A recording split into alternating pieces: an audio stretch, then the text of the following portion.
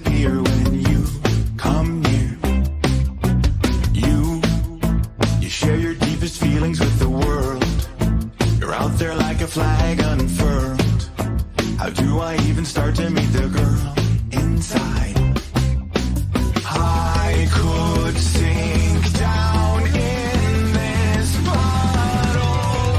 Me, I'm just a bubble in your champagne. A tiny little bubble in your champagne. Wasted away 'cause you don't see me. I'm just a bubble. Wow, very cool song right there. Well, it's Saturday afternoon. It is it's actually noon in Nashville. Welcome to Nash Talk. My name's Chris Anthony, and I'm looking up for a second because I'm looking at this light. I'm looking and I'm just checking out. It feels like the sun in here. I don't know why. I don't know what the weather is in any other part. I know where I'm originally from in Detroit. It is like 12 degrees and a foot of snow. But here in Nashville, I don't know if you see behind me, I got the backdrop, the Batman building, a.k.a. AT&T. That's like a big iconic building down in downtown. Now I'm actually about 20 miles north right now, but I do hang out down there, and I'm having a dysfunction with my green screen effect, but at least I've got it up there. You know what? Today we've got a really cool guest, and I've met him a couple times down here in Nashville, and we inadvertently met through an organization called the Songwriting Academy, also known as TSA, out of the UK. And he joined probably 2/3 as I was ending my 1-year membership. But I made a lot of friends and from all over the country and the world. And ironically, he is from, I think, Michigan, because I know he attended, I know he was down in Ann Arbor. We're going to talk about that. And now he's living in Seattle. And he's just an amazing person. So I'd like to bring him on to tell you about his history and his present day as a songwriter, singer, musician. He does it all. He plays it all. And oh, by the way, it's not Captain America. Please help me welcome to the stage, Mr. Chris Evans. Hey there. There you are. Is it not Captain America? Chris Evans, AudioGust. All right. How are you doing, brother? I'm doing great. How you doing, Chris? Good, man. Here, let me just zoom us in a little bit. We're going to bring it up on there. And all right. So you're in Seattle at the moment, right? That's right. Yeah, just north of Seattle. All right. Now, I noticed that you're in your studio. I've seen it before because we've been on different Zooms and WhatsApp and everything else. I know some of them don't show us, visually, but every time I catch a glimpse, I'm always impressed because I know you can play the guitar. I know you play drums proficiently. I see the drum set behind you. And you write, you sing, you do it all. You're a one-man show. But I know that you've also collaborated a lot with a lot of people and produced and things like that. So we're going to start, I guess, with that. But before I do that, I mentioned Michigan. Now, we talked about it a while ago. Now, are you originally from Michigan? I'm originally from Ohio, from Dayton, Ohio. Dayton, Born okay. and raised there. And then moved to Ann Arbor when I went to the University of Michigan. And was there for 6 years or so. A little time in Massachusetts, a little time in California, and then up here to Seattle. Okay. Well, that's good to know. I guess what I wanted to know is, when did you get caught by the bug of being a songwriter musician? I mean, I was into music and when I was a kid, and my first concert was Elton John when my parents took me there when I think I was 5, which is kind of young for a concert, but it was amazing. And so I was always very into sort of singing and doing my singing around the living room with songs. And when I was an early teenager, I started playing guitar because I wanted to be in a band. I think it was from watching The Kids Are All Right, which is the movie about The Who, which is a great movie. And just seeing what they were doing just looked so, I wanted to do that. So I started playing guitar and was in a band where we're all just sort of starting out and figuring out what our instruments were. And it was, we started out pretty bad, like a lot of bands do, and then, and got better. But we did both covers and sort of original songs. And so I started writing songs from the very beginning. and then and then through college wrote a bunch of songs as well. Worked in a recording studio at the University of Michigan, which was kind of amazing that we had a sort of a student-run recording studio in the dorm we were in, which was just starting out when I got there. So that was just an absolutely amazing time, sort of in the '80s, to get to learn all of the sort of production techniques on sort of when it's still tape, right? We didn't have all the digital DAWs yet, so it was an 8-track reel-to-reel Otari deck and a mixer and a few sort of classic outboard effects. Digital delays were just sort of coming out, and some I'm playing around with a lot of recording bands and in college, and we did a sort of an album of local bands in Ann Arbor, and which was just a great way to sort of learn just by doing a lot. So I produced a bunch of records there. And then, and so that was sort of where I really got to learn a lot of the techniques for recording and recording other people and putting it all together. Interesting. Now, can I just ask, what was your first instrument of choice when you were younger? What did what was it that you preferred to play at the beginning? Like for me, it was drums, and I actually didn't play drums till I was in 9th grade one time at a graduation party, and I realized, even with all the rhythm I had as a DJ, I just couldn't get it down. But I noticed you play everything. So where'd you start? Yeah, guitar. Guitar was where I started with. Got a little echo going there. I'm looking at all the guitars behind your head, which made me chuckle for a second. How many do you have, by the way? I'm not totally sure. I think it's. Oh, you don't have a count? That's nice. Actually, more than that, I have an app. This is very good. So the part I haven't said is that shortly after the recording studio, when I got out of college, I started a company that did podcasts. We made podcasts, which was neat, but it was also 1989, and it was a little early for podcasts because they hadn't made that yet. So we were basically doing recognized today's podcast, but it was for companies, for sort of corporate communication within the companies. And that company didn't last because we were way ahead of our time. And so after that, I went and got into software, and I spent a good long time writing software and working for Microsoft and a bunch of places like that. And so I wrote apps. I had an app for iOS the day that the App Store opened, which is kind of fun. But because of that, I've always sort of enjoyed sort of writing apps as well. And so I keep track of all of my gear with this little app that I wrote. What's the app called? It's called Tweed Case. I'm not selling it. It's just sort of for me. And I've got for you. It's your own personal. That I've written that someday I might put out again, but it's nice to not have to do all the tech support and things like that on it right now. Right. But yeah, so I can actually tell you that when I scroll down to the guitars section in this app, that I have 24 guitars, I guess, total. And that doesn't count the basses because those are separate. But that does count the acoustics. So there you go, 24 guitars and 1, 2, 3, 4, 6 basses, 7 basses. I guess there's an acoustic one there. But so and I try to make sure that each of the guitars, when I get a guitar, it's not just having another guitar. It's that it does something that the other ones don't do.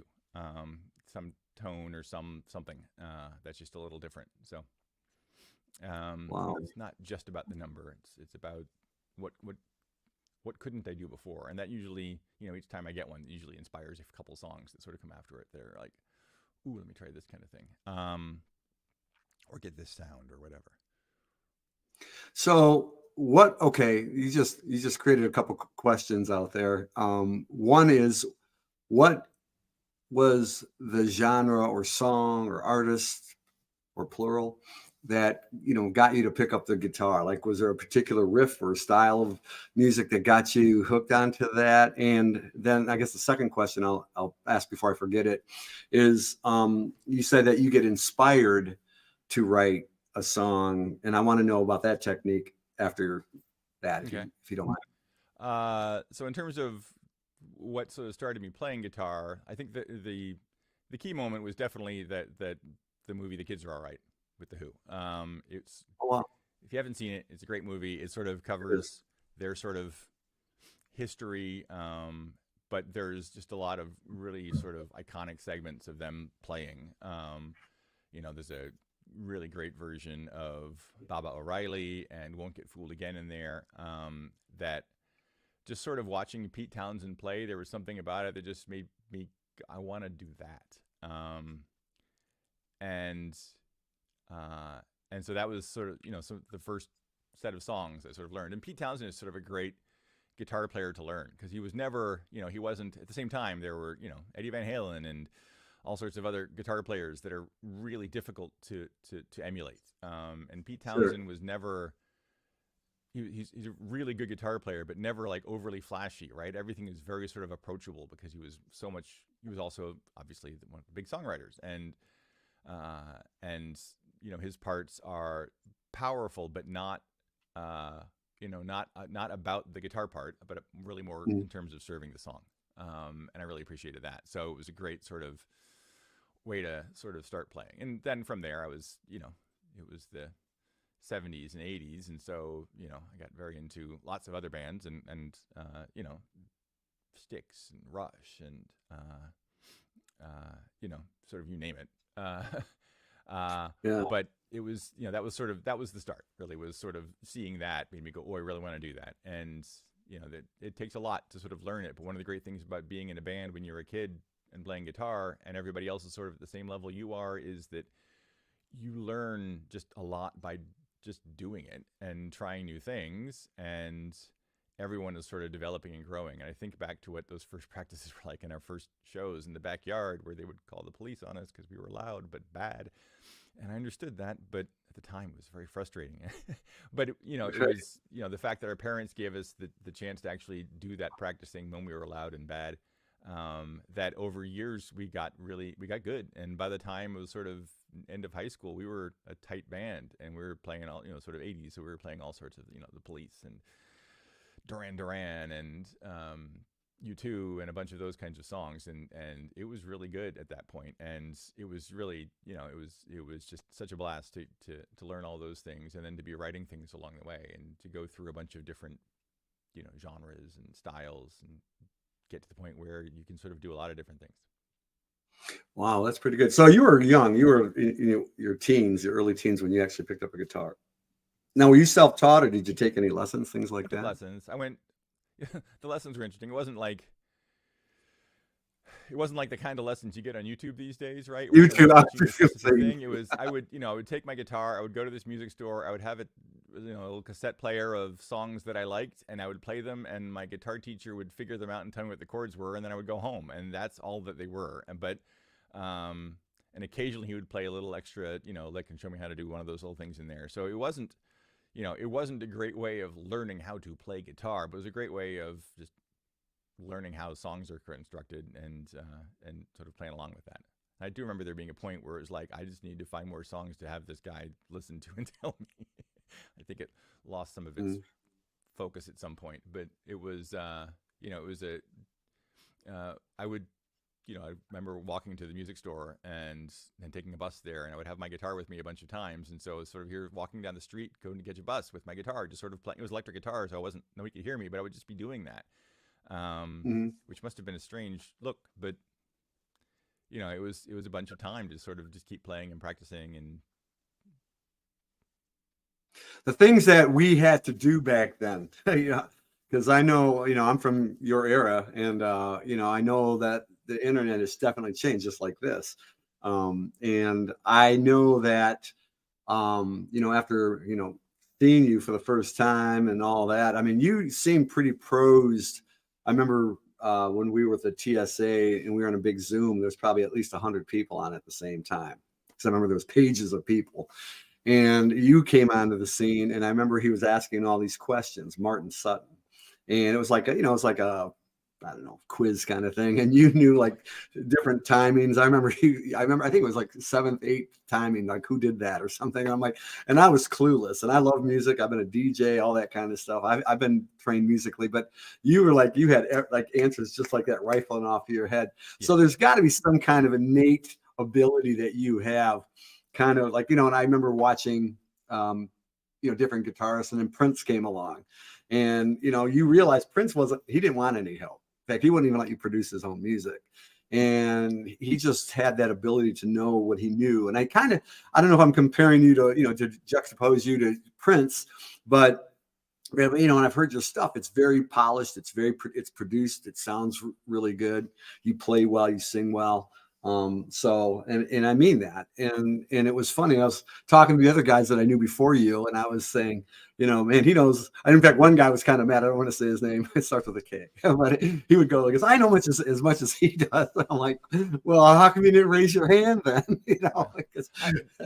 So that was actually a really funny event because, it was sort of a trivia question thing. And I figured out pretty quickly what they were doing is they were throwing out the questions, and then it would give people a chance to answer, and then they would scroll back and look for the first correct answer in the list. And they didn't care how many wrong answers you had before there. And so they would ask the question, and I would they'd be like playing a song. And at the end, there's going to be a question of, what time signature is in, or what's sort of special about this song. And so while the song is playing, before they've asked the question, I started just sort of typing in things that were potentially interesting about the song. Like it's in 7/8, or it starts with just a vocal, or whatever. And so then they would ask the question and then scroll back to see who was the first person who had the answer. So in a lot of cases, I was actually answering the question before they asked it, because I was guessing at what the question might be that would be an interesting question, and then trying to get the answer out there before they asked it. And I did win the largest number of correct answers that day, but several of them were because I'd answered the question before they asked it. Because I sort of figured out that's what they were doing, and it worked. Well, again, I guess that's I don't even know how to respond appropriately, but maybe I do. I don't know. Wait, somebody just said he needs to be closer to the mic. Me or him? Because I can hear him fine. I don't know if you can hear. I can turn me up too if you want. Yeah, turn you up a little bit just to boost it. See, we can make magic happen just like that. You're talking to a musical genius. To the best of them. Can't remember which one's going out there, but okay. Hopefully is that better? Or I can also do this. I think yeah. I mean, I can tell the difference. Yep. They raised. Yep. All right, cool. There's the reason they're doing this. Okay, cool. All right. So anyway, I mean, he's got this amazing studio and all these guitars. Can I ask you a real quick question? Because, I've always been fascinated, because I used to walk in a Guitar Center and stuff like that. And I get, that's probably my biggest regret coming to Nashville, not knowing how to play guitar. And I have one that I bought from Nashville about a year and a half ago. And a lot of really well-known guys were showing me different chords. And it's probably not that hard. I just like playing a keyboard for some reason. And I figure, well, I'm in Nashville. There's 10,000 plus guitar players that are going to tell you that they're the best in the world down here, amongst other musicians. So I didn't probably need to be. Here's the secret on guitar. You don't have to be the best, right? I said, huh? I mean, if your goal is to be the best, then sure, go be the best. But you don't need to be a good guitar player. You don't need to be successful. You don't have to be the best to be successful, right? The point of any instrument is to serve whatever it is that you're playing, right? Whatever that song is. Right. And so you just need to know enough to play the song. And when it comes to studio stuff, you don't even have to be that great, because we can fix all sorts of things, right? We can record multiple takes and take the best one. It's like, oh, I screwed up this one here, this one here, this one there. But if you take this part, hey, it's a perfectly good take. And I do that all the time. And I think everyone does. Right. So, and for guitar, it's just a matter of it's just doing it a lot, right? There's the saying about, 10,000 hours is what it takes to become sort of expert at something. And you don't sit down for 10,000 hours in a row at anything. You sort of just keep doing it. And you plug away at it. And over time, it sort of builds up. And, one of the interesting things about what I'm doing here, because like I said, I was in software for a long time and I stopped doing that to do this full time, is, I'm playing guitar and I'm playing bass and I'm playing drums and recording, keyboards and recording songs and mixing songs and mastering songs and singing on them and writing the lyrics and writing the music and, all those different parts. And every one of those is sort of could be a lifetime of learning just by itself, right? There's plenty of just amazing recording engineers who that's all they do. They just record. And they keep learning and growing, every day as they do it. And so there's a lot of things. And that means that I'm not going to probably be the best in the world at any of those things. And that's okay. That's not my aspiration, is to be the best in the world.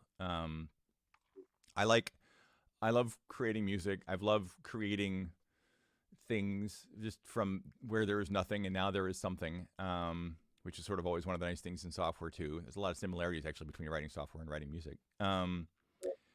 And yeah, so it's just sort of like being able, it's the creative process, it's the having the song. And once the song is finished, it's, you know, I'm done, right? And now I just listen to it like everybody else does.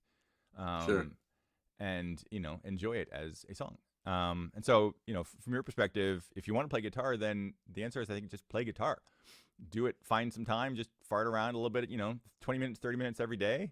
Just fiddling around with this chord or that chord, or getting better at going from this kind of chord to that chord, or, you know, learning a little bit of a scale and playing part of a scale, or doing what my teacher did, which is just, you know, figure out songs or play songs. And now there's, you know, oh, so many resources on the internet for like every song is Right, right. There is, yeah. and how you Yeah, play it, YouTube. and at different levels of difficulty, right? And so, you know, there's apps from Fender and from Gibson, as well as, you know, Ultimate Guitar, and, you know, all of these different services. And so you have more resources, I think, than anyone's ever had in terms of being able to figure out, okay, well, how do they do this? And how do I play it in a way that works for me? And it's the same thing with drums. Is, you know, that's what I do with drums. I play around with Drumeo and do some of their sessions, and, you know, even things that I know how to play, you know, like they do their 30-day drummer thing, which is just a blast. And it's, you know, really basic drum parts, but it's for 10 minutes in a row every single day for a month. And, you know, it's just 10 minutes of, effectively, it's 10 minutes of practicing with a click, right? Yeah, Every day for a month, right. and you get better. And it's interesting how, like, when I do that, my guitar playing gets better because my timing gets better. So it really does come down to just sort of the doing it. And the more you practice it, the more you just sort of do it, the more it becomes ingrained in what you do and how you do it. You know, yeah, no, that's fine. Well, the one question, and I came up with another question, which is your name, AudioGust. I want you to talk about that in a second, but real quick, let me just finish the part B of the question I had that you just answered. Was, you know, I see that when you have a multitude of more than one or two. Now I know the difference between acoustic and electric, of course, but like I know that I can see you have a lot of electric guitars behind you. So is it because of the brand or the style, the sound? I'm just asking a question Yeah, that somebody out there, why do there's you a have so lot many of guitars? things. Yeah, there are a lot of differences, right? The different body styles will give you a different tone, different feel. Mhm. The different pickups on there will give you a different sound. You know, like a Stratocaster sort of single coil pickup is a sort of a thinner sound, generally speaking, than like one of these sort of humbucker pickups on this 335. And you know, the you know, all of these things are going to give you a different feel. And then sometimes, I've got a guitar that's sort of a very inexpensive Squire Telecaster that I've tuned to what's called a Nashville tuning, which is basically it's a 12-string guitar has obviously 2 sets of strings, and 4 of those strings are tuned an octave above the one that they're right next to. Okay, so Mhm. Nashville tuning is basically, what if you had a guitar that was just the smaller strings from a 12-string, and so it's much higher sounding than a regular guitar. And when I'm recording, that's sometimes I'll use that guitar just as a different sound in the song that I'm building. And so it'll have, you know, I can have a few different guitar parts going using different types of guitars, and then they come together to create this sort of, you know, the fullness of that song. And so having a bunch of different guitars gives me different opportunities to sort of know that each one, sort of what each one will give me in terms of sound, or in terms of playability, or in terms of whatever. Yeah, so that's sort of why there's the different ones, because you can take one guitar and you could make it, you know, you could change the pickups on a guitar and get a very different sound, but typically that takes a while. And so one of the things I spent a bunch of time doing was getting guitars that would make it easier for me to maybe switch the pickups. And there's like one that I've got here from a company called Relish that apparently just went out of business, which is too bad, but they made it really easy to change pickups, because there's, you know, it's almost like a MagSafe connector on a Mac is all that's connecting the pickup into the guitar, and you can go boop, pull one out, and boop, pop another one back in, and just have a different pickup in there. And you can go between a, you know, the humbucking pickup versus a P90 pickup versus a single coil pickup versus, you know, PAF style humbuck, all the different sounds. And it is all of the elements of that guitar that sort of give it that sound. And so I try to make sure that every one of them has something that's distinct. And then, then at least it's not just a matter of, oh yes, I have 27 Telecasters. Right. But Well, this begs my most recent guitar here that I bought, which is show us. built, is this one, and I Oh. did originally buy it because I didn't have yellow, which is fair. I didn't do that Wow. because I wanted a yellow. So that's your But- caution guitar? Well, but once I did, so I bought it as it was a very inexpensive Squire Stratocaster, and it was like, I don't know, $150 or something like that. So very inexpensive, but the electronics were terrible, and I didn't really like the neck on it. So I replaced the neck, and I replaced all the electronics in there. With these nice Seymour Duncan pickups, and then this cool switching system.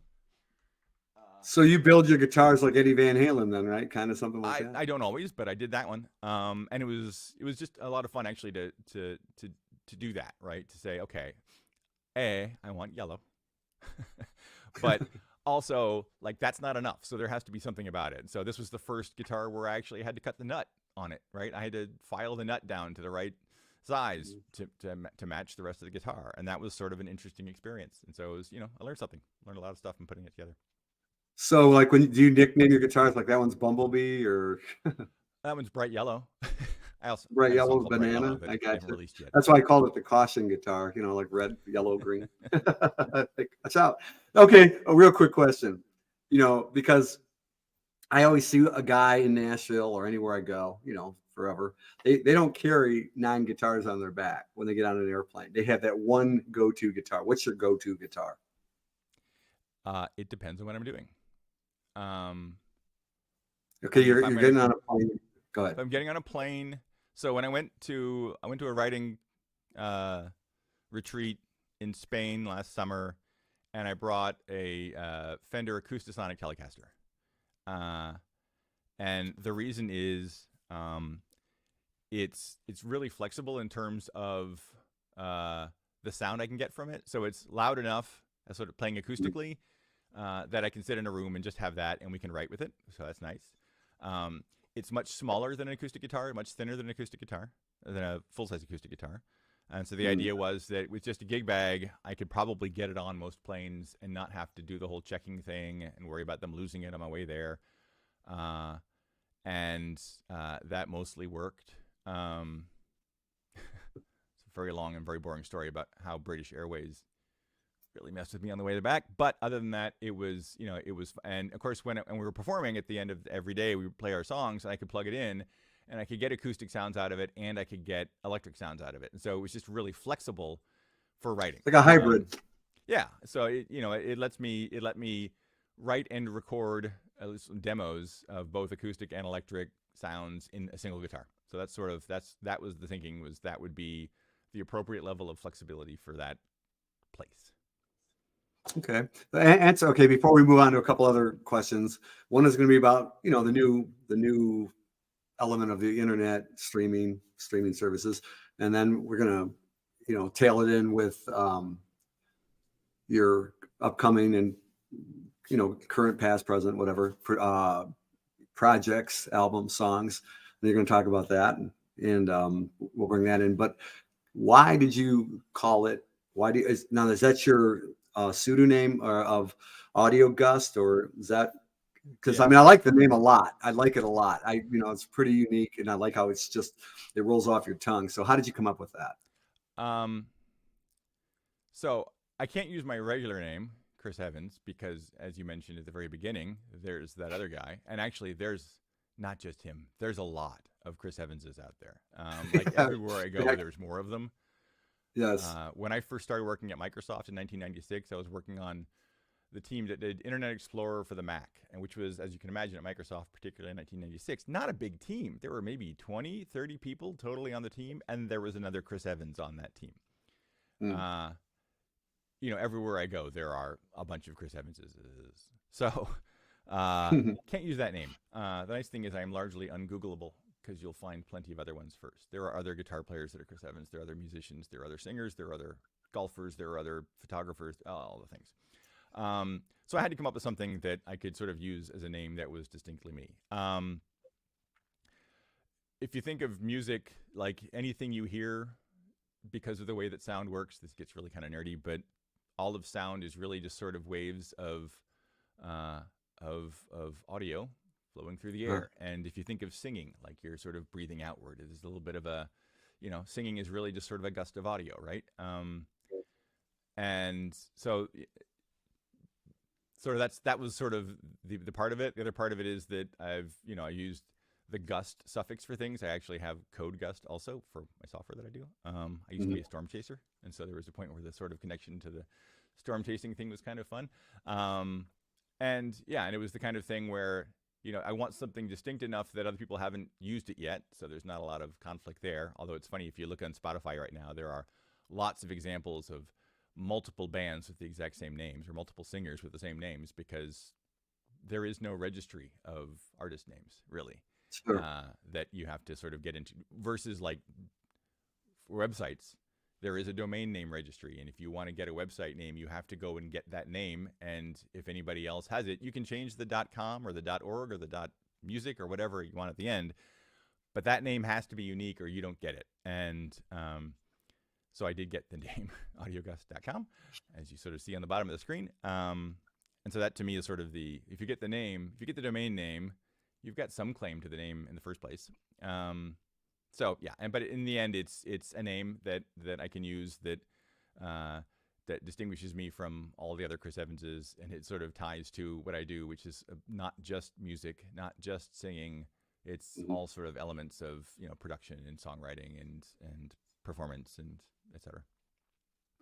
Because I know that you have a purpose with your music, and it's not just trying to create a hit, even though we'd love to have a hit and monetize and and become known for that, etc.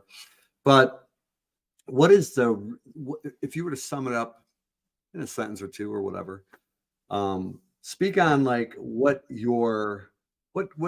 motivates you, what's the passion, the drive when you create. I know when we write songs, every song has to have its own uniqueness to it, right?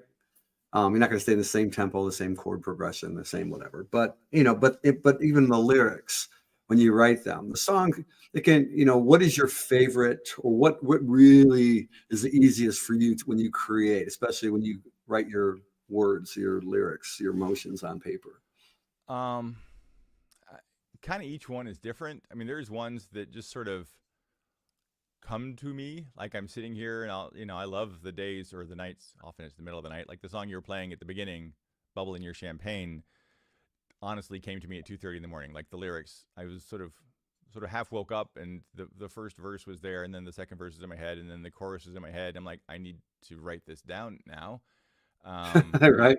And by 3 o'clock in the morning, I had most of that song actually was written, and the next morning I got up and was like, okay, now I got to go into the studio and actually, what did I do last night?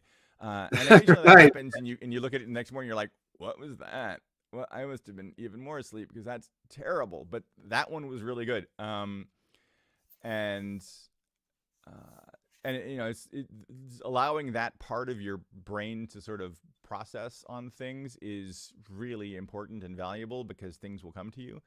I was at a conference, and one of the things they were talking about was sort of inspiration or the muse or whatever, and it's like it won't always come, but if you're not ready, it won't. And so you need to be ready for that sort of moment of inspiration, so that when it shows up, you can do something with it. And if you're not ready, it'll just pass you by, and maybe it'll come back later, maybe it won't. And so I try to always sort of be ready, either with my notebook and the Notes app, or a voice memo or whatever, that when something comes to me, I can write it down. And sometimes it's just a title, and sometimes it's a whole verse, and sometimes it's a whole song. So that is, and I don't try to judge it at that point, right? Let it be what it is. And it may be something absolutely ridiculous, but just let it go, and capture it. Because you never quite know when that's going to be the one that, who knows if that song is going to be one that suddenly, oh, that's the hit. I was like, I wouldn't have expected that, but there it goes.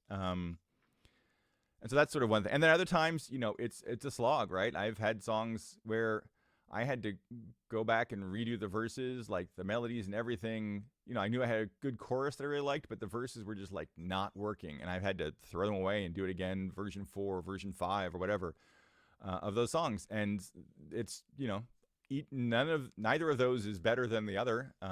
It's what you end up with in the end. And you know, I used to always start with the music. I used to come in and record something and then figure out what I'd sing to it. And so a lot of time that still happens. I have a whole, you know, folder full of songs that I call seeds in my seed garden, which are, you know, here's a good music That's track good. I can do something with. Yeah. And I will at I some like point. it. And I love it when I get into a collab session and, you know, some other songwriters, and it's like, what do you want to do? I'm like, well, here, I got a couple of things. And we listen to one of them and they're like, ooh, that one. And then, you know, they're just, you know, Ooh, that amazing one. top liner or something like that. And they'll just create something absolutely fantastic on top of it. And I love it when that happens. And other times we'll just work through the whole thing. And, you know, I think it's having the different parts of it. And part of the reason I really enjoy doing all the things is in any given moment, you know, I know that I can be useful in the creation of that song.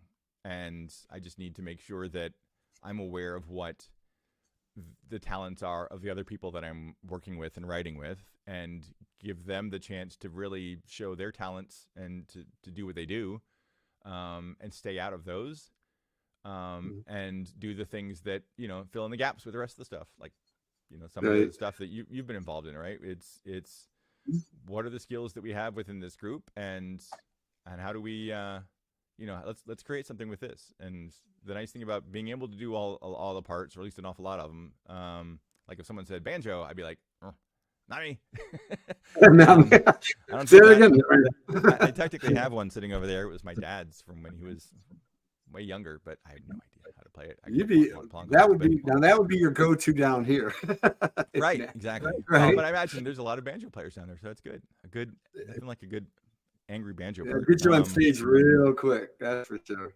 But yeah, it's having, you know, it's having the ability to go do that, and then that's, you know, that's sort of critical to whatever that particular, you know, what that song moment is like. You like collaborating, don't you? I do. Yeah, it's partly because you can share the load. I mean, most of the songs that I've released are all me. Like I wrote them, I recorded them, I played them, everything. Sure. Which is nice because when it comes to release time, I only have to convince myself. But then again, there's no one to bounce ideas off of on those, right? And so it's Right. kind of all on me. And it's really great when I do a collab that there are other people's just sort of thoughts that they have, and we can sort of talk about them. And songs frequently go in a direction like, I would not have gone that way, but it's good. And, you know, I just need to make sure that I'm staying open to all these suggestions and try any idea. One of the great things with software is that we can always hit undo. And so if we don't like it, we can go back, no problem. Logic is really great at saving backups for you. So I can just jump to an earlier version. I can create a alternative to that project and go down a totally different path, and then turn around and go back, and we didn't lose anything. So it's you know, there's no reason not to try that thing. And particularly because it isn't something that I would have thought of, because that's the whole point of collaboration is bringing something together. It's sort of creating this, you know, sum is greater than the parts thing. Let me ask you, okay, let me jump a little bit ahead on that one. There's collaboration, but then there's writing for other people. Do you have songs? I'm sure you do. It's just a random question. That, for example, like you wrote for you, a man, but then maybe somebody, and it's an A and B kind of question, but like that maybe all of a sudden somebody else wants to pick it up. Another guy, or have a female, and it was written from a man's point of view where you got to change the lyrics, that kind of thing. So it's kind of it's actually two questions in one, but you know, work with that for a minute, I guess, because I'm always curious, because some people do not like to change a note, a word, anything. They're married to the song. And, you know, I think we all start off that way when we write the song. We see it the way we see it, and that's it. But then when somebody else gets a hold of it, just like in the collaboration element, that you know that somebody's going to completely change everything about the song, whether you want to or not, like the beat, the rhythm, the tempo, everything. just, I mean, and sometimes you don't go too far off the beaten path, but that's been my experience a little bit. But I mean, down here in Nashville, I know that there's guys that I know personally that will not write. They'll work with other art musicians, but they want their songs the way they want them. They don't want to write for other people, even if they're offered, a good chunk of change or a nice association with some major artist down here. So how do you feel on that? I'd be down with that for anybody, honestly. It depends on whether you're trying to write for yourself as an artist, Uh-huh.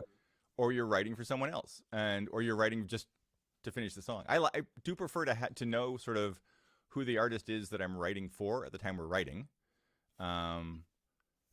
because if you have that, like if you have the artist in the room, it's so much better because you know whether this works for them or not. It's really difficult to write a song when you don't, for unnamed person, right? It's like, because Right.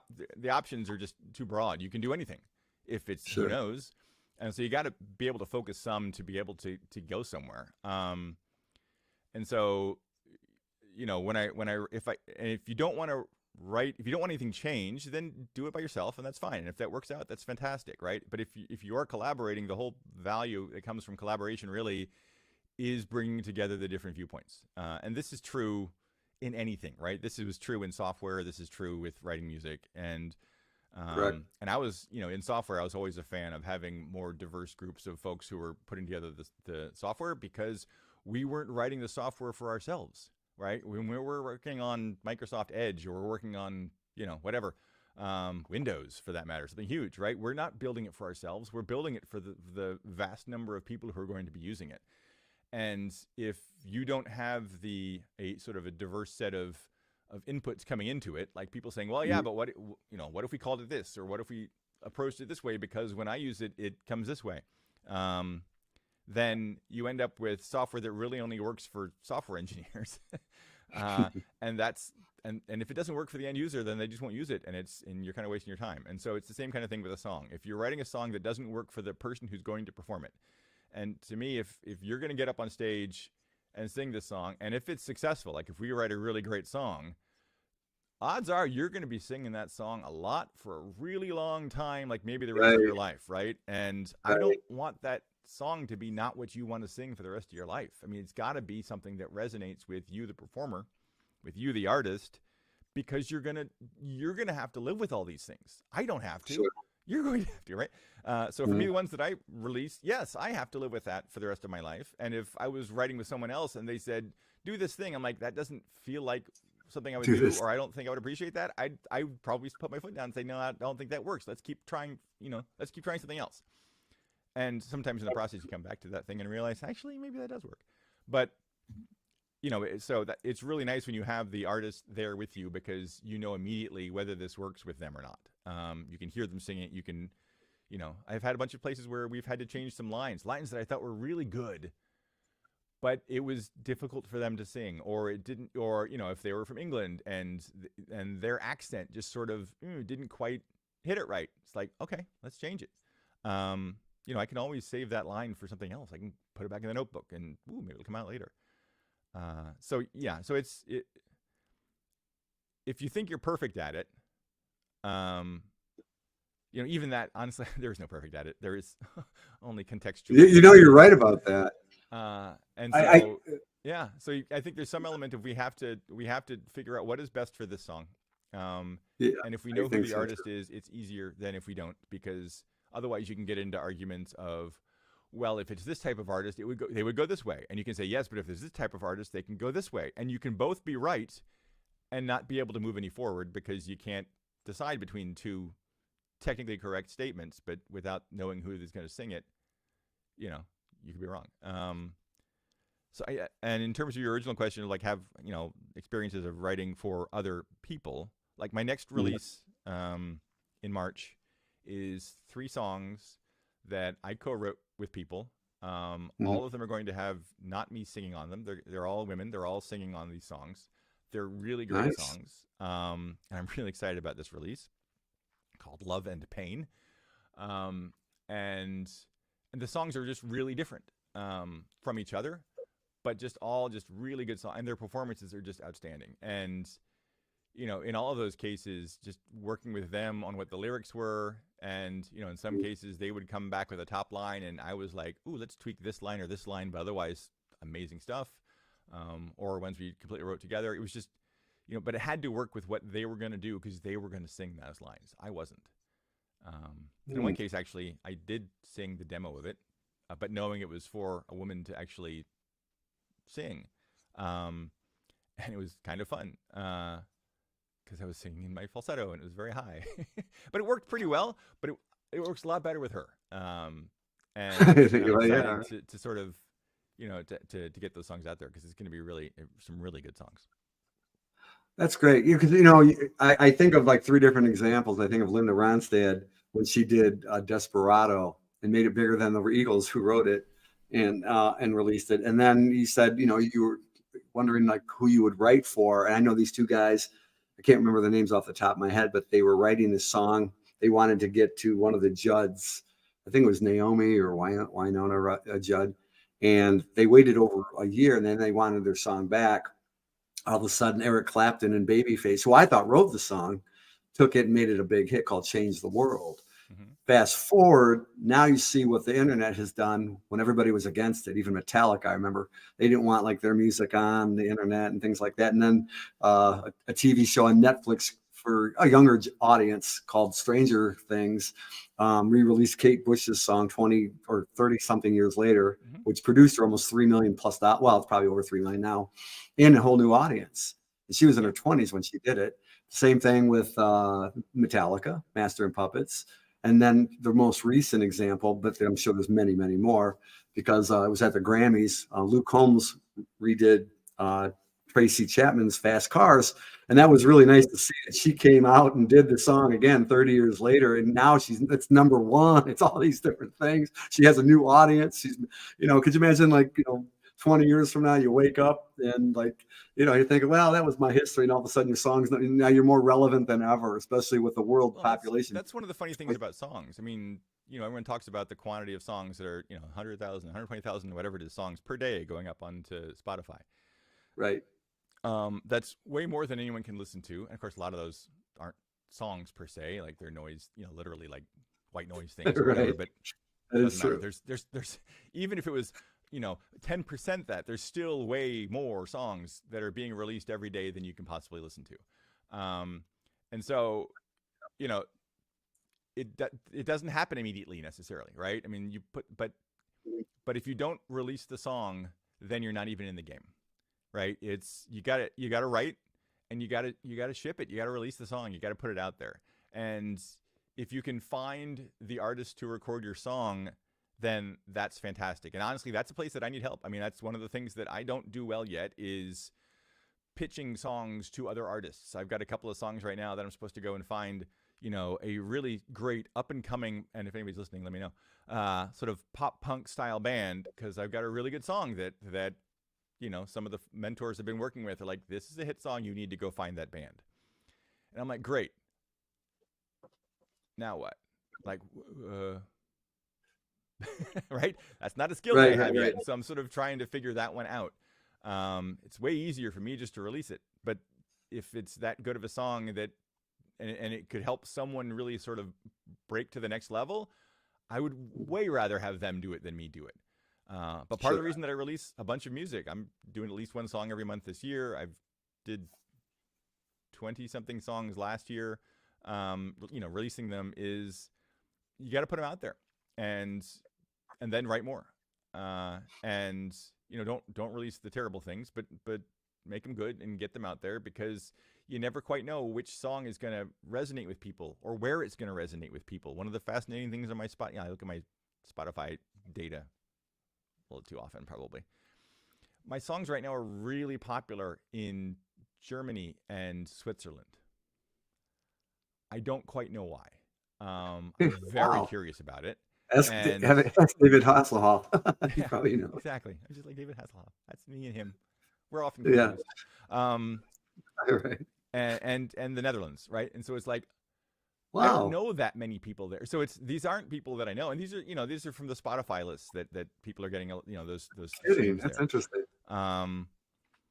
And so it's sort of fascinating that I don't know which song is going to resonate, and sometimes I think, oh, this song's going to be huge, and it's not nearly as big, and then this other one comes along, I'm like, this one's really good, I like this one a lot, and put it out there, and suddenly it does these way larger numbers, and I'm like, you don't know.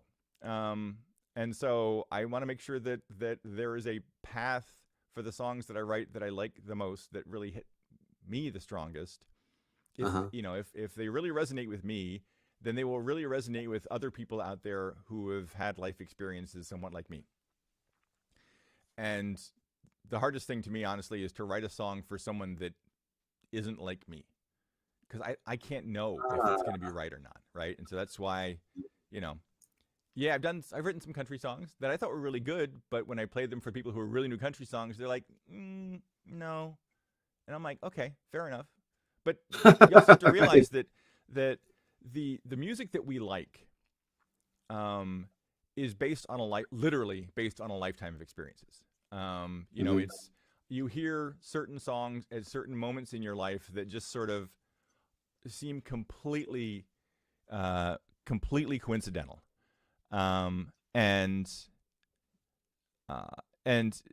you know, who knows why? Like the first time I heard a Rush song, it was like, well, maybe I've heard them before, but the first one that really I remember was Spirit of Radio, and I had a clock radio that had dust in some switch, and so sometimes in the middle of the night it would slowly turn on, and the song would sort of creep into your subconscious. And that happened with Spirit of Radio. This was like 1980 or something like that, but it sort of slowly woke me up, and I was like, what's that song? And the next day I went looking for it and found it, and I was like, okay, I got to get that album. And, you know, that was their, Permanent Way. I'm trying to adjust my mic because I'm seeing people say that my sound is too low. Good so job. see if I can get these things. We're not fancy here. Come on, mic cable. But yeah, over time, you get to know these songs and hear them, but you're, you know, all the stuff you listen to is based on those things. Like, what mood was I in when I first heard that song, and how did that hit me? And then I build from there. You know, ultimately everyone sort of has that. And so the odds are, when you write a song, I'm hearing echoes. I'm not sure if that's coming through the thing or if it's here, but yeah, coming here. But odds are that when you that most people will not like the song that you're writing. I mean, just odds are they won't, because there's so many different styles of music and so many people out there with so many life experiences. And realizing that, you know, just about everybody in China and India probably won't like my song because they're raised on entirely different sets of music. So, you know, once I sort of came to this realization that the odds are they won't like my song, then and it's not a reflection on the song or me, it's just that that's not what their life experiences were or the stuff they listened to. And so, okay. And so once I got to that point, I realized, so I don't have to worry about people not liking it or people going, this isn't for me. Because when I listen to hear a lot of people's songs, I'm like, yeah, you worked really hard on that one, and that sounds nice, but it's not for me. But that doesn't mean the song's bad. It just means that that's just not what I'm into at the moment. Or when you send songs for people to consider in playlists, or to other artists, or to, you know, labels, or to whatever, there's plenty of rejection because you're sticking something that resonates with you in a certain way into their life of experiences, and it just doesn't match. And okay, and you know, the city you're in is so completely full of stories of people having a song that gets rejected, you know, 100 times and then becomes the number one, right? I mean, that just happens since the beginning of time. Sure. And so, you know, that to me is why it's like, okay, well then, if the only person that I know that I can understand what they think of it is me. And so if I love the song, if there's something about the song that really hits me, that I really enjoy about it, then good. Then mission accomplished. And if it's one that I can perform well, then I'll do a full recording of it, and maybe I'll release it. And if it works out, you know, if it hits that point, then I'll put it out there. And if someone else comes along in the meantime and hears it and goes, oh wait, that song's for me too, and they want to take it, I would absolutely love that, because I think they will always do if they love it, then I would love to see what their interpretation of that song is, and let them take a crack at it. Can't Yeah. please everyone. Someone You commented. can't, and you can't even please most people, and so trying it is honestly a sort of a fool's errand, right? You're just not gonna. It's a miserable way to live, because you're always That is chasing true. something that you just can't do. But you can write something that you love, and I am absolutely convinced that you could do absolutely any type of thing. You could burp into a microphone for an hour, and if you love that. If you really, not just you think it's funny that you burped into a microphone for an hour, but if you Right. really love what you did in that performance of your hour-long burping experience. By the way, Hour-Long Burping Experience is a new band that's coming out certainly soon. That's great. Then there will be thousands of other people in the world who also feel the same way. Now, finding a few Relatable. thousand people in 8 billion is not easy, but it's possible these days with Spotify and things like that. And if you happen to get it to the right people, then they'll really appreciate it. And that's the job, right? To me, the goal is not, I don't have any ambition of being, number one whatever. Just because the odds against it are so high that there's no point in even thinking about that. But I do know that I can write songs, and I do know I can write ones that I really like, and I do now know from looking at sort of how Spotify stuff goes that I'm not alone in that. And so now Right. my real thing is find the ones who like what I do, but keep doing what I do, and find the people who like what I do, and keep sort of growing and evolving in that, and that's basically, it's find your audience, it's find your crowd, it's find your tribe, it's find the people that you resonate with, and at the same time work with a lot of other artists and songwriters, and find out what they do and learn from them, and then what I do will learn and grow and get better over time, and the stuff that I write will get better, and the way that I can contribute will get better, and the songs will get better. And the music industry is, if not a numbers game. If you write the best song in the world, and you put that best song in the world, which of course is a ridiculous concept, but you write the best song you could potentially ever write, let's say, and you put it out there as your first song, and that's the only one that's out there, your odds aren't great that it's going to be discovered as that, because who's going to see that? Right. But if you put out songs on a regular basis, right, you keep sort of putting out that song every month or so, and you keep at it, and your odds are just a ton better. And you do work to get people to hopefully have people hear what you're doing, and you sort of use some of the tools to promote it. Sure. To some extent, your odds increase with every one of those ones that you do. And there's also tons of stories of, I wrote this song and I put it out there, and it was 5 years later when this thing picked it up and they made it a number one song. Right? Sometimes it just takes a really, really long time. But if you don't write the song, it will never happen. If you write the song and leave it in a folder in your computer and never tell anybody about it, it will never happen. And so if you That want is true. to get people to, if you want to get your music out there, then you got to put it out there. Plant and the that could be seeds.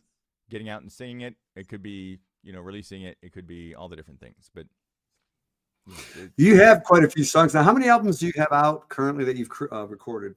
I think I have one full album that I did, that I started, that I released first, which were sort of songs like before I did the TSA and such. Okay. Since then, I've released, I think, an EP of 5 songs, 6 singles, and I've got the 3 more coming out next month. So 20 something. What is the song? Oh, I'm sorry. I was going to ask you, and I'm going to play a song in a second, and I wanted you to tell me about it. Something to Remember. Mhm.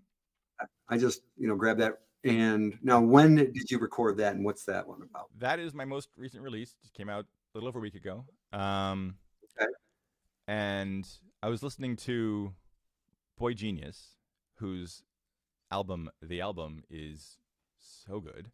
And it's not what I usually do in terms of a genre thing, though I did one best rock album, so I guess I should think it is. But and there was a bunch of songs on there that I was just sort of listening to that were like, and they're just really different. And like each song is very them and yet very different. And so I was just sort of listening to it a bunch, and just this there was a riff at the beginning that actually sounds very much like the band The Cars. Actually, I wasn't thinking about them at the time, but afterwards, I listened back, it kind of is, because again, that was my time in the 80s and 70s.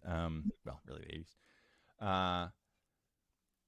And so I just sort of liked what that sort of riff was. It was just really simple, but also uncluttered.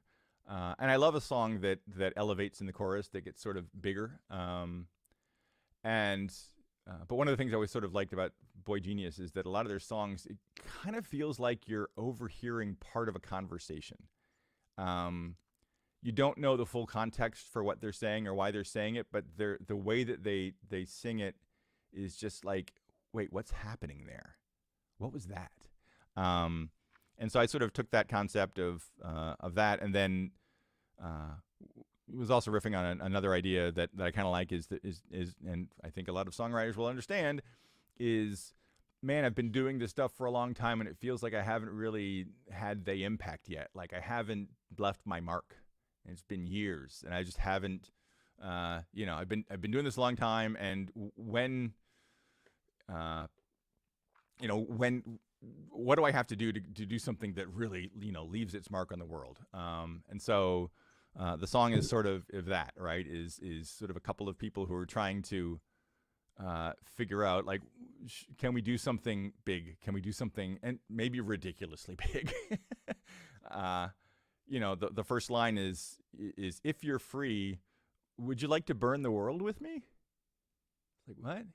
If you're free, we could try to drain the coral sea. It's like, what? It's ridiculous, which I kind of appreciate. But the general idea is like, what if we went and did something huge? And it's a sort of interesting thought of people who are, you're getting to a point where you're not in your teens anymore, where your whole life is ahead of you, but you get to my age, which is older than that. And there's so much about, maybe I just haven't done anything yet, right? Or done anything that sort of is lasting. And maybe there's a desperation point where you're like, well, what if I did something bad that people would remember? And it's like, you probably want to avoid that, but it's, what do you want to do to live with, to go with no regrets, and to show them something that they won't forget. And so it's just sort of that feeling of, what if I could do more, and what would that be? And maybe it's crazy, but maybe it could be big. And that's sort of what that song is sort of saying. Let's take a listen.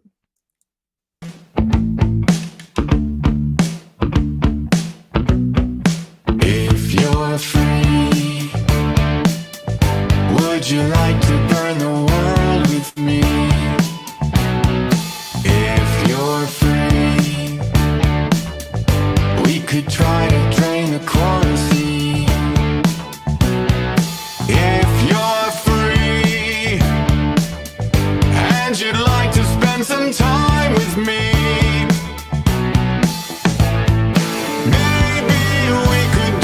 something to remember.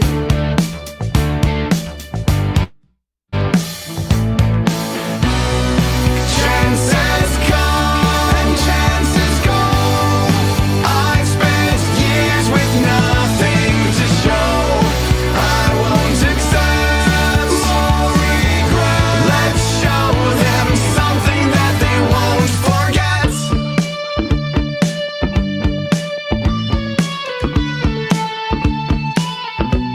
If you have time, we could rid the world of stop signs. If you have time, we could redefine a paradigm. If you have time, we could try to make the stars align. Something to remember. Maybe we could move Christmas to November. Maybe we could do something to remember. Chances come and chances go. I've spent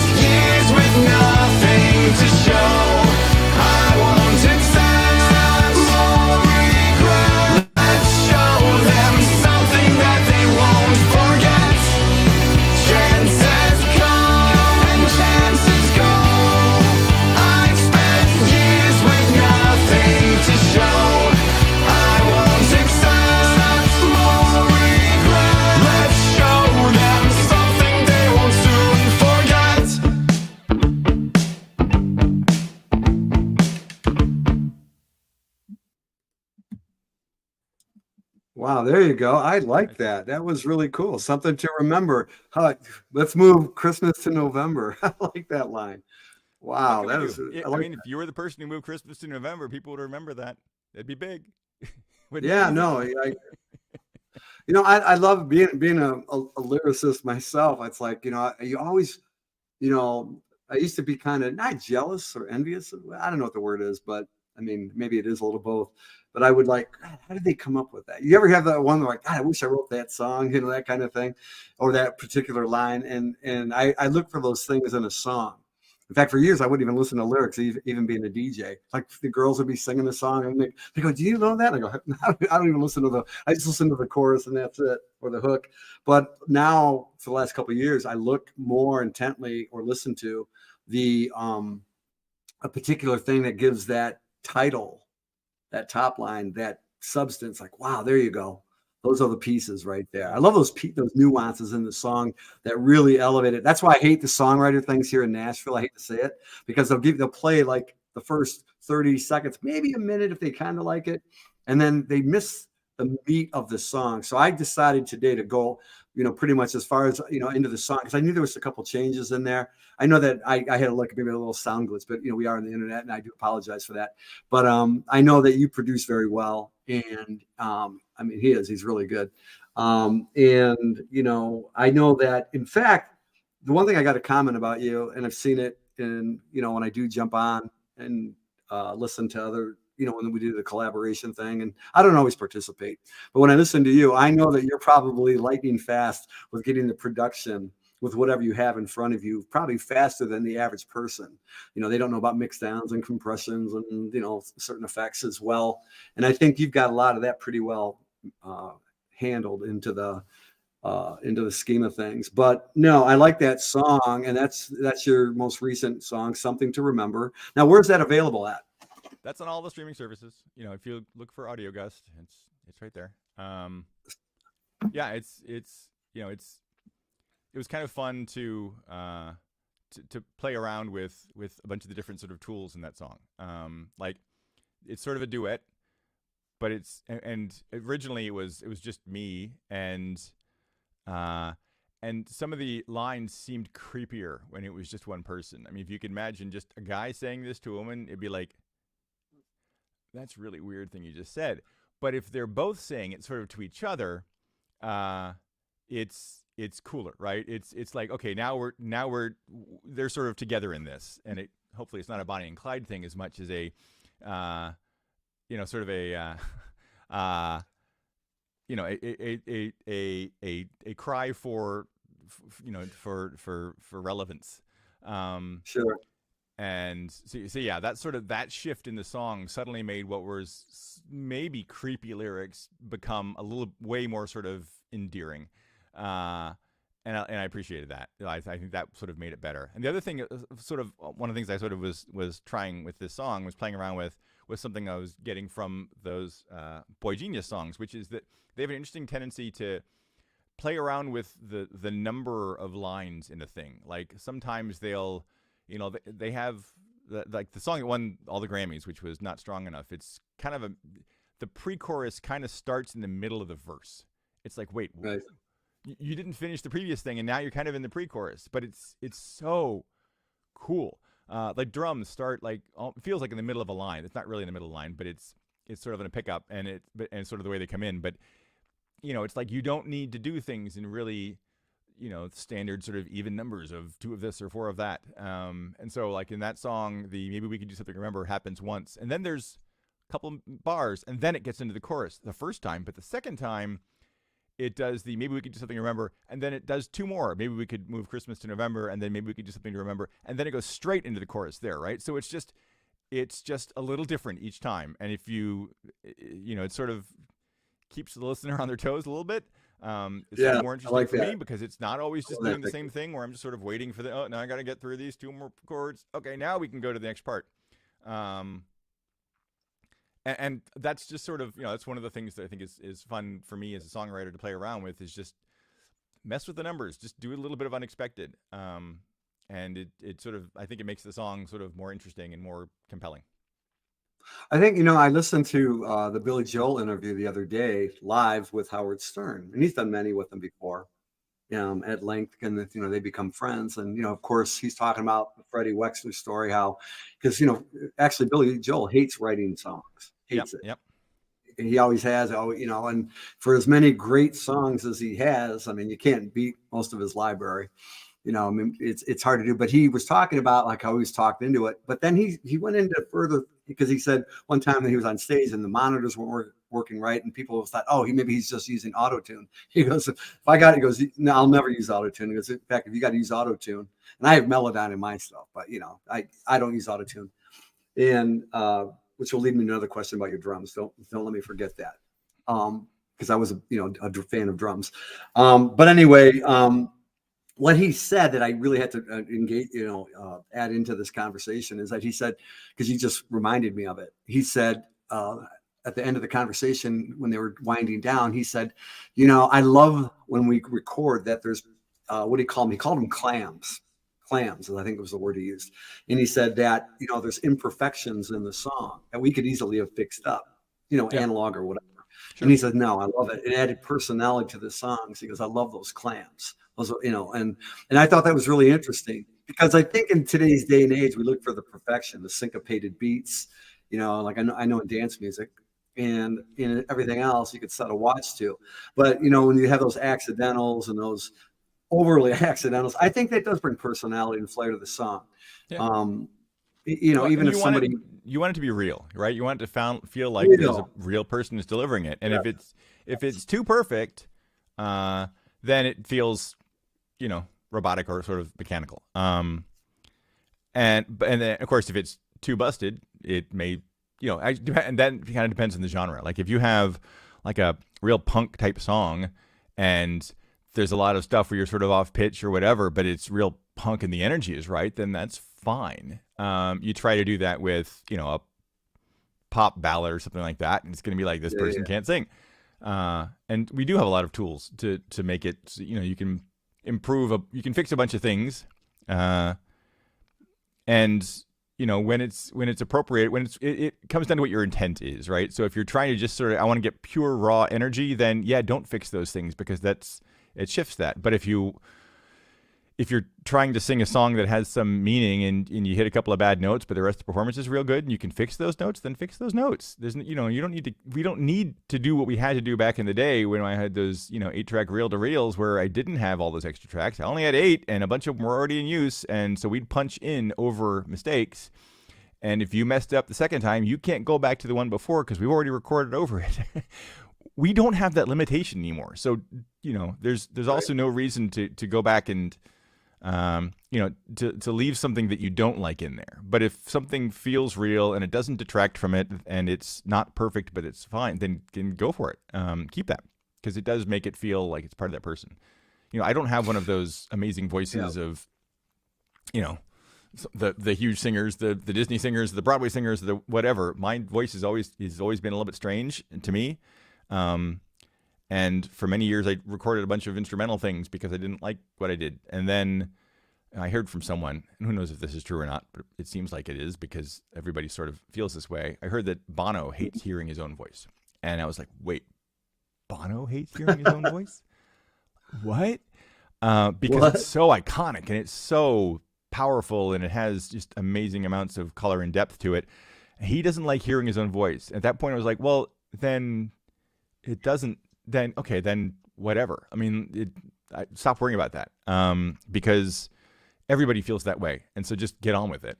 And I do some weird things sometimes when I'm singing, but I realized, wait, but those are me things. Like Gwen Stefani has a really fast tremolo that she uses sometimes or vibrato in her voice. And it's a little weird, but when I hear her do it, I'm like, that's awesome. That's so cool. And I'm realizing that, oh, wait, yeah, everybody, like a lot of the really interesting, distinct singers are not what you would call, Broadway, opera, pop, whatever, amazing singers, but they do, Geddy Lee, for crying out loud, right? He's the strangest voice in rock music, and yet I absolutely love so many of their songs. And you go with that because that is just, it's an instrument, right? And it's just it's like, oh, I've got an interesting guitar here that makes a sound that other ones don't make. And so I will play that and I will do things with that. And that's sort of what my voice is. And I think everybody, an awful lot of people have that. And actually, one of the interesting things when we were in Nashville last year and we went to one of the songwriter roundtable things or rounds, and there were 3 people up on the stage and they were alternating and they would play a few songs and they would get off and the next group would get up. And it was fascinating to me that they all looked great and they all played great and they all had good songs. They did all the things. And they were all good country songs with feeling and the next day I couldn't remember any of them. And some of that's just me. I don't have a great memory for all of those kinds of things, but also it's like they were all so same. And nothing grabbed you. Well, one of the ways you can't break out and be different from everybody if you're trying to be the same as everybody. And it's a really tricky game, particularly in the music industry, because if you're too different, people will say, well, that's not the thing that's selling now, and so you won't get picked up. But if it's too much the same, everybody will say, I've already got that, right? Or I've already heard that. Or, yes, there you are, good country singer, guitar player, songwriter. Yep, you tick all those boxes.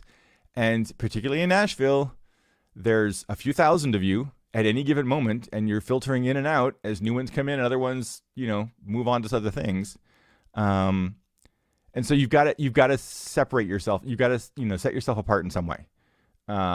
There's got to be something about you that is different from everybody else that's out there in a way that is sort of approachable enough and could resonate with people. And so, I've sort of learned that those things that are different about me, I'm just going to lean into them. I'm going to do them and let them be what I do because other people don't do that. And it'll work or it won't work, but in the end, it's at least who I am. Right. And and I hope for all the folks out there who are working on writing and trying to hit that moment and have your moment that you look for those things that are distinctly you and figure out how do you use that, right? How do you make it so that you're approachable, like the songs you're playing still fit in whatever today's zeitgeist of music is, but then set yourself apart a little bit. And if you look at Billie Eilish is a great example. Nobody sounds like her. Nope. And and she just, and some things like the song that she does that she won the Grammy for as well, What Am I Made For? She said she sings that song. It's really difficult to sing because she's barely making any sound. It's incredibly, it's mostly breath. It's just the lightest bit of note in there.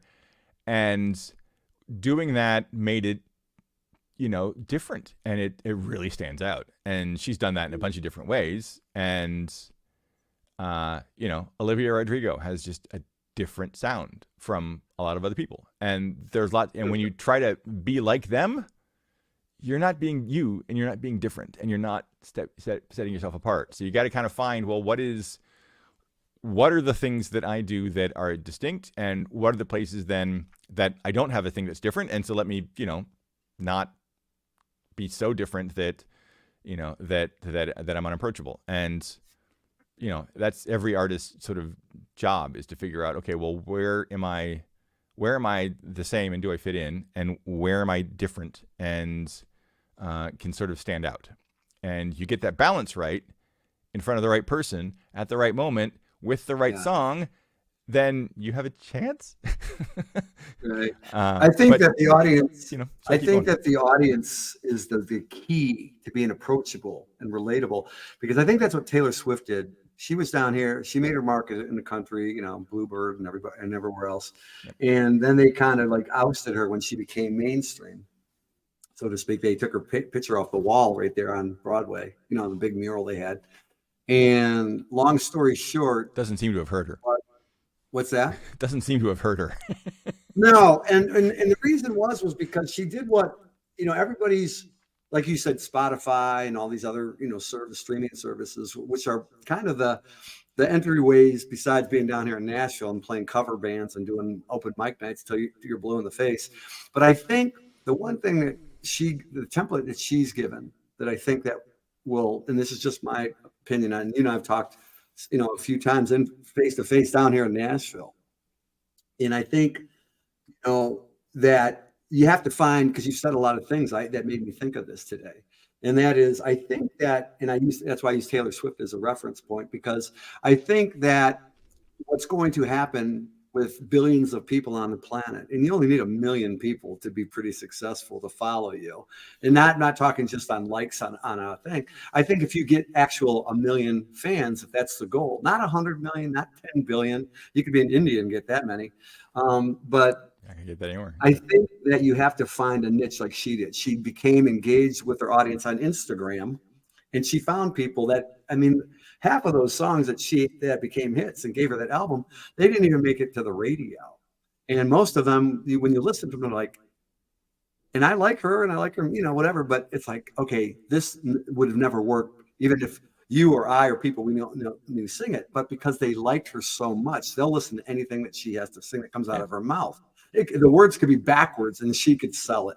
And she knew how to engage. She knew how to work the system. She knew how to re-record her music from the people that took her music. She's got a great business mind, but I think those tools will be applicable to people out there and say, you know what, get your own audience and get them to like you. Yeah. And then, like you said, because you got to find that audience that goes, wow, I want to hear that burp song that he was talking about, because there's a lot of people that burp all the time. Probably down here in Nashville for sure, and everywhere surrounding, Tennessee and Kentucky. Everybody does it. Right. If you get 1 million people that go, wow, I'm going to buy that song from him.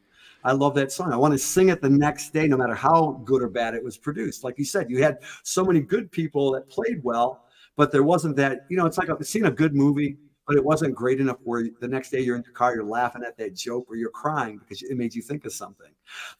Those are the hooks, I think, in the song, or I'm not talking choruses. I'm just talking in general that they have to give you that thing. And I think that's what, when you talk about AudioGust and your other, your alter ego, so to speak, you're not Captain America, you're Captain AudioGust, and, I think that's where you have a lot of strengths. And I think that you're able to not only work with other people, but help other people in the process, along with getting yourself. Because I see I've listened to some of your stuff and being a DJ and working in, events and parties and even, with radio stations, I go, there's some stuff here that he's going to release one day. That's, and even if it doesn't make it on the radio, so to speak, I think he's going to find a niche audience and the people that you've connected to in the process, in the collaborations and whatnot. I think that's why I chose you, because when I take and choose people to do these things, I'm not aiming for the Taylor Swifts or the Morgan Wallens that everybody's trying to be like. I'm looking for the people that are trying to be unique in their own way to find their path to get to that level. And like I said, you've got, if anybody's got, it wasn't like you're depleted on funds to do a studio. That's your studio behind you. You own it. Everything in it you own. And you've mastered the craft of production, producing, playing, singing even. Still and learning. Enough. Yeah, but enough to create a song anytime you feel like it. Like you said, I can wake up at 3 o'clock in the morning, 2:30, 3 o'clock in the morning. By the next morning, you might remember half of what you wrote down. Because sometimes you'll be like, the words don't always, God, how did I sing that song? But then you are able to go down there and hit the drum beats. That was my last final question as far as your instruments is concerned. Because I've worked with drum machines and drum loops and things like that. And I love to play my own beats and, throw them around a little so they're not completely perfect when I'm doing rock and roll. But what do you primarily use your drums for all your tempos and rhythms? In the end, everything is going to be inside the box. So, I'm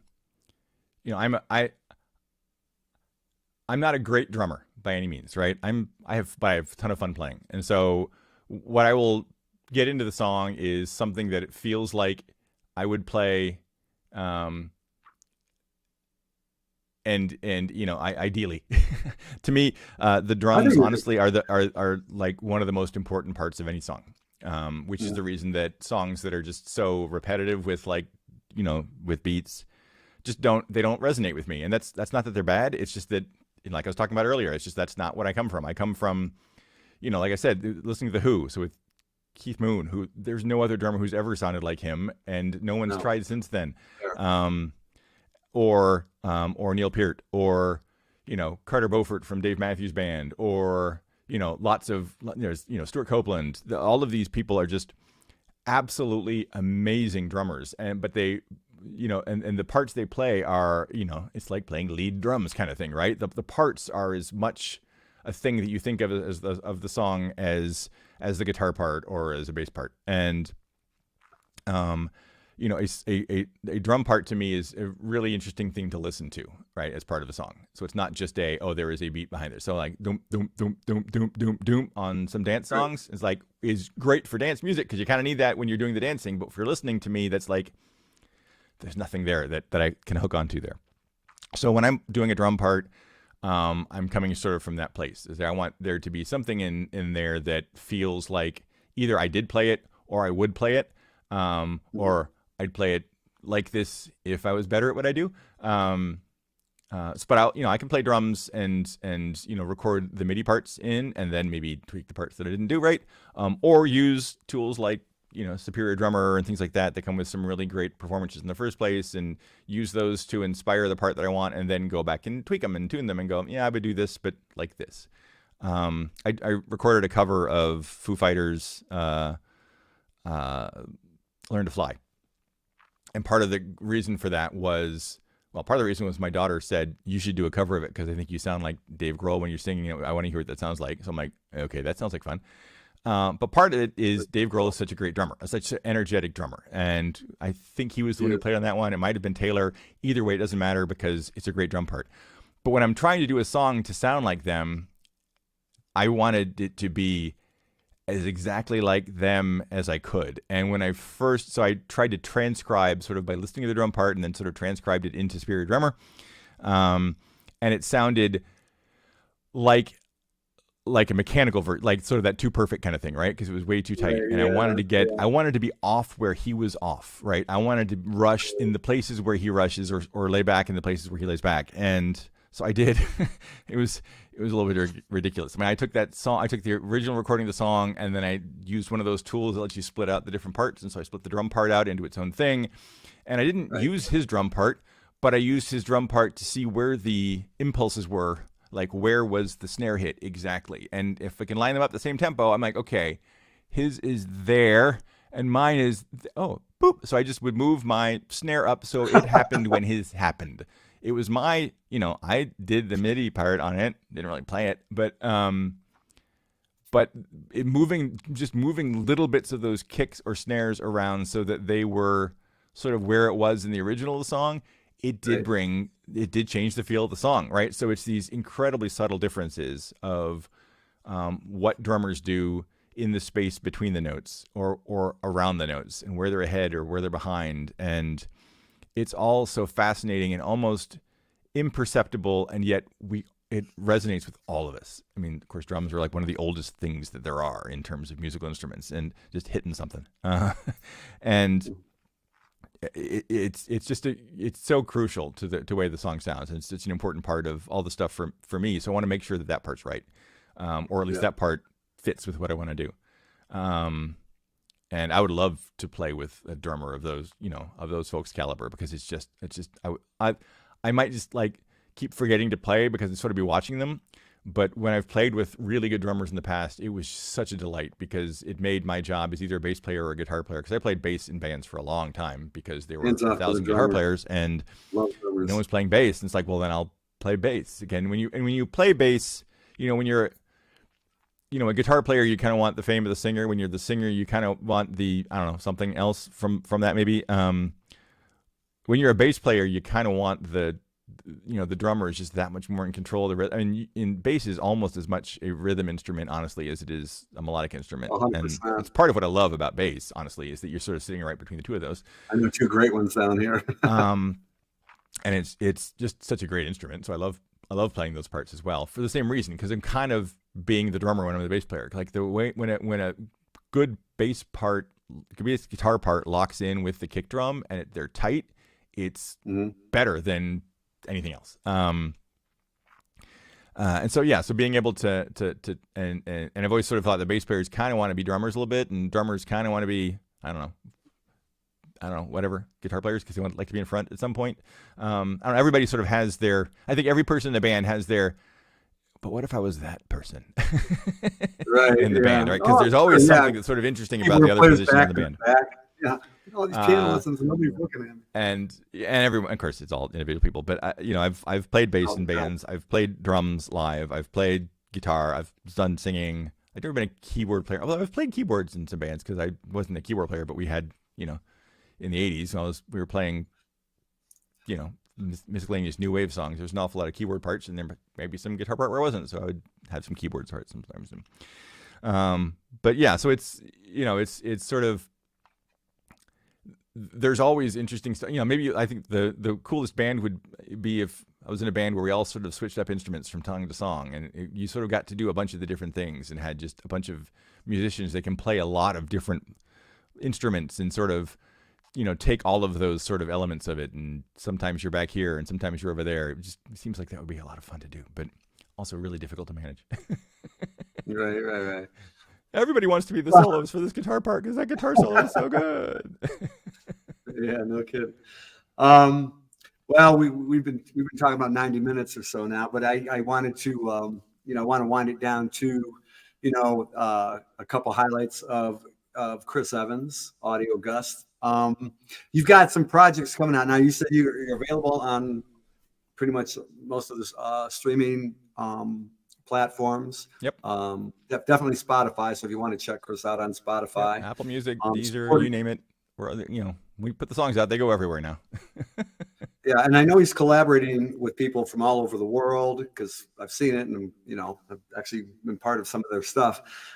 So he is available, accessible. I know he's got his own projects. I know you're probably pretty busy, but if there's anyone out there that wants to connect with Chris, what's the best way to connect with you? If somebody wanted to call, give me a musician, an artist, producer. There's a contact page on my website, AudioGust.com. I'm on Instagram and Threads pretty regularly. I was on Twitter, but I'm not there so much because it seems to be sort of falling apart. But there's an amazing community of musicians and songwriters on Threads right now. So if you haven't done that and you're a songwriter, check it out. It's kind of neat how everyone is there to sort of support each other.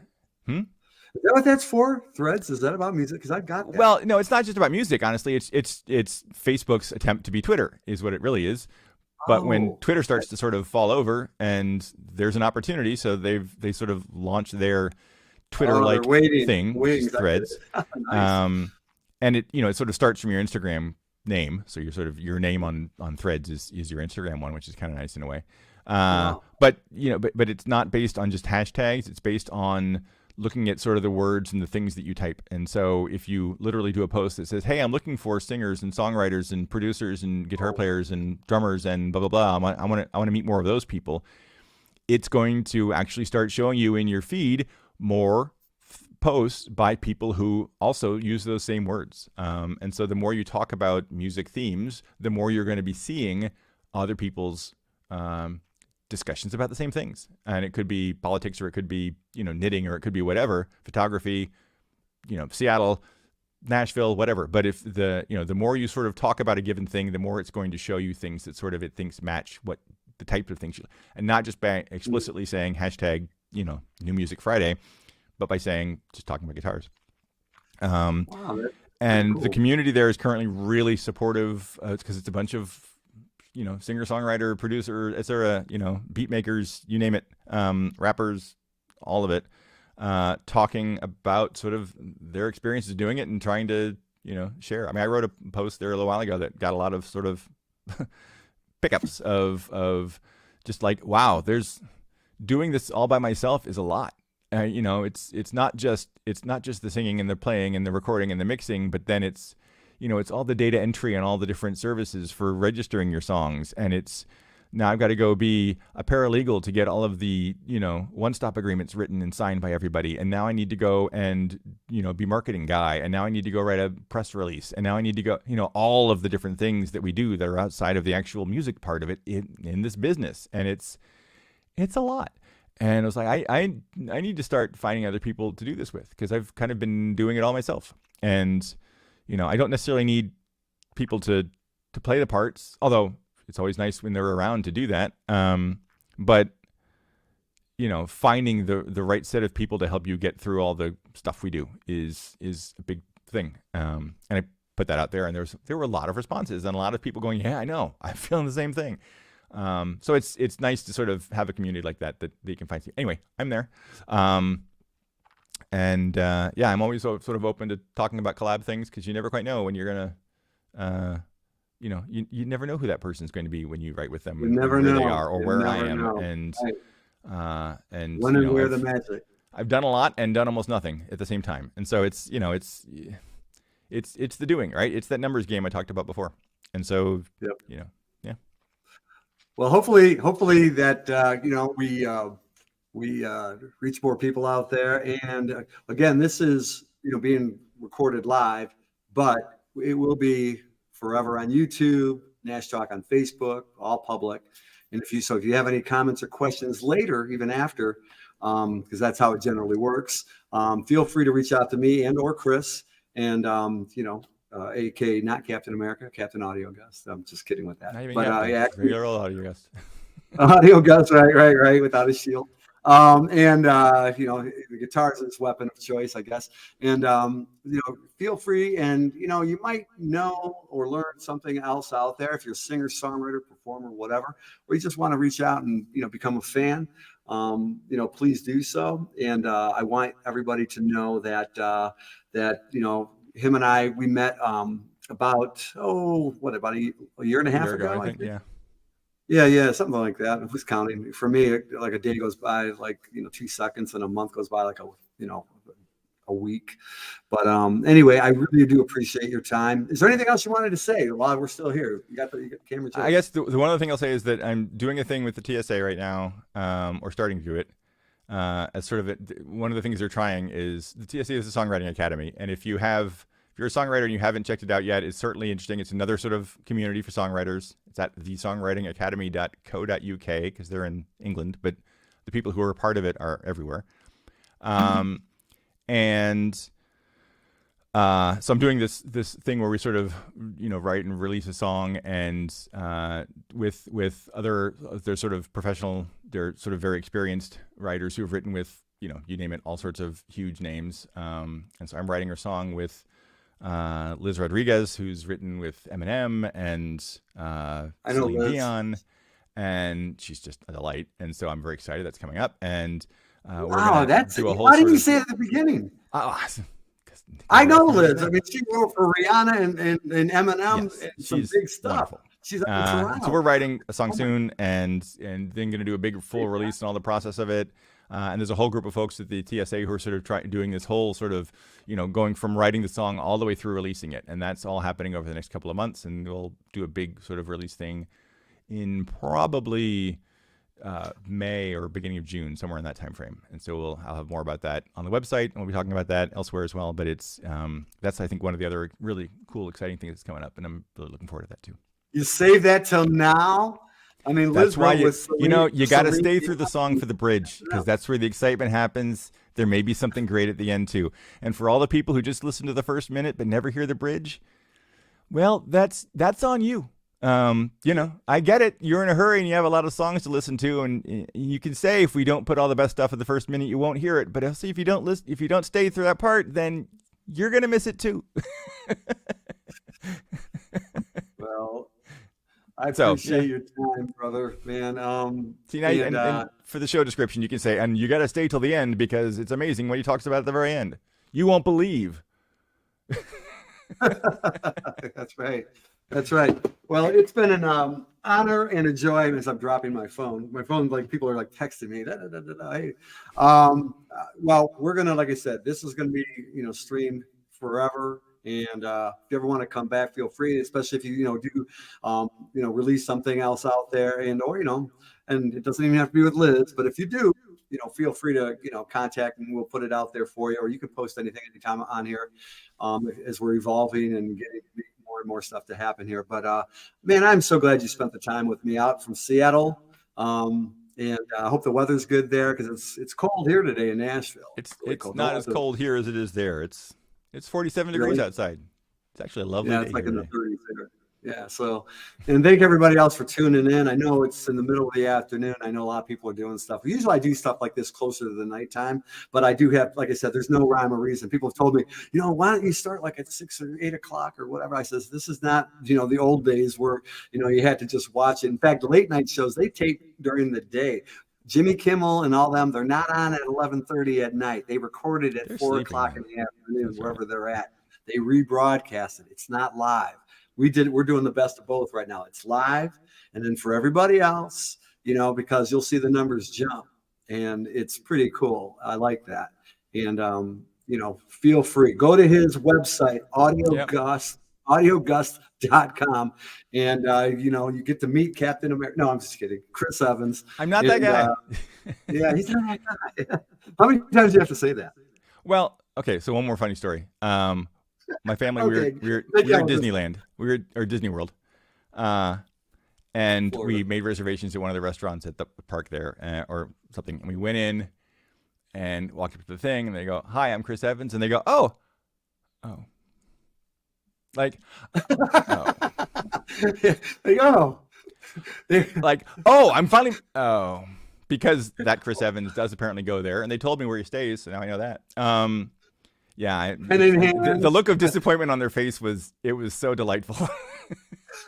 You know what you should do? Get yourself a Captain America shirt. Oh, of course I have one. I mean,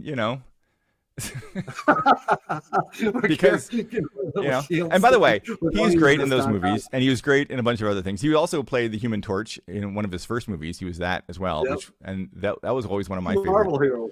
comics when I was growing up, was Human Torch. And he was in Scott Pilgrim, which I love that movie as well. And so yeah, if I'm going to be confused with someone, he's a great one to be confused with, because he's done some pretty great stuff. So. Yeah, and he's the ladies think he's easy on the eyes as well. So Actually, that's not too. I think he's here in Seattle this weekend for one of the Comic-Con things. So there's that. So, Really? Yeah, Wow. he You didn't, should he go didn't check call him me out. though. He never calls. Never calls. You should just show up. Yeah. You show up everywhere else. Yeah, I can show up and you- be like, yes, pay $100, and you can actually say that you have the same name as him to him. And I'm like, Yeah, you have no problem flying to Spain for a week to write songs, getting on a plane, and Well, playing in that Spain. was a big deal. That was a lot of work. Again, if he wants to write songs, I'd be happy to do that with him as well. All right, brother. Well, thank you for coming on, and I really Thanks for appreciate you having to me. do it. I love when people come on. It humbles me. It honors me. You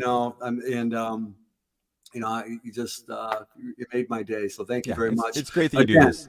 It's great that you do this, and you have people on. You give them a chance to sort of share what they know and our experiences. And it's Absolutely. I could go on for, as you know, like when we were in Nashville last year, we were talking for a really long time, and just kept going because you have so many great stories, and I've got a lifetime of things that I will go on and on about. So we probably should stop this, otherwise we're going to be What saved us, yeah, what saved us is the parking. My parking meter was going off, and I'm like, it's like I was going to cost me $90 for this conversation. Yeah. Yep. Otherwise, we'd probably still be talking there. So, all right. Well, thank you. Appreciate it. This was fun. Thank you, brother. Hang on for a second. I'm gonna send them off and just hang in the studio, and I'll be right back. All right, everybody. Chris Evans, right there. Whoops, did I point the wrong way? There he is. I'm the green screen is got my finger off. Here you go. Anyway, so thank you guys for coming on, and I hope you guys learned something. He's just a bevy full of knowledge. I try to go on sometimes for half hour or an hour, 2 hours, whatever, and no one really knows, because there's so much that people can release and talk to me about. And by the end of it, most will tell me, man, I could have said 19 more other things. And hopefully that you picked out something from it. When I listen to a YouTube video for an hour, sometimes I'll go, okay, I can't relate to that, can't relate to that. oh, then something comes on.